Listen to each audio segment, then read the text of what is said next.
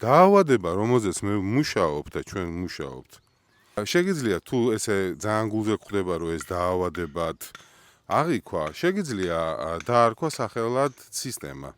ეს სისტემა ყველა ადამიანში არსებობს. ამ სისტემას ქვია მენტალიტეტი. მენტალიტეტი რო გავშიფროთ, გულისხმობს აზროვნების მენტორს, ანუ ბოსი ყავს რა, რომელიც გმართავს. უფროსი ყავს რა, შეფი ყავს, ეს აზროვნების მენტორად, ანუ უფროსად გიზის და ის გაძლევს მითითებებს. და შენ რომ გგონია რომ შენ თავს ექვემდებარები და შენ ცხოვრებას მართობ, ძალიან ცდები. მარტივად შეგიძლია მაგას მიხვდე და დაინახო. აბა ადექი ხვალ დილიდან და დაიწყე ყოველდღიურად ვარჯიში, ვერ ადგები.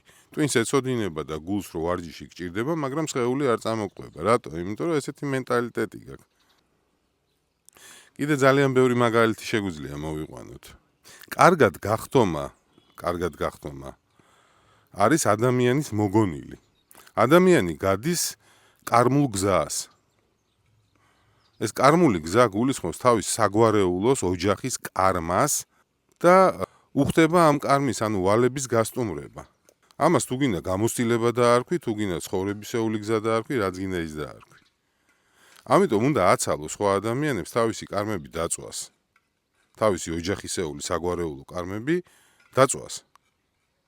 ამიტომ არის ნათქვამი, რომ ეს რაღაც უაზრო სექსუალური კავშირები, უაზრო ურთიერთობები, ხშირი ურთიერთობები დამაზიანებელია. ამას ახსნა ჭირდება, თორე ვერ გებულობს რა ადამიანები, ვერ გებულობენ რატო არის დამაზიანებელი ხშირი სექსუალური კავშირები, ან ხშირი პარტნიორების ცვლა. ხო, თითქოს რაღაც სიამოვნებას იღებ, მაგრამ ამ დროს გეუბნებიან, რომ გაზიანებს და უნდა აუხსნათ, რატო გაზიანებს. ისევე უნდა აუხსნათ, რატო გაზიანებს სხვა ადამიანის მიმართ აგრესიის გამოვლინება. გაზიანებთ. იმიტომ რომ თქვენ სხვა ადამიანზე, რასაც იფიქრებთ და რასაც გააკეთებთ, ზუსტად იგივეს გაგიკეთებენ თქვენ. შეიძლება იგივე ადამიანმა არ გაგიკეთოს, მაგრამ სამყარო აუცილებლად იგივეს მოგივლენს. ამიტომ ვეცადოთ რა, ვიყოთ ფრთხილად საკუთარ აზრებთან, ნათქვამებთან და მოქმედებებთან.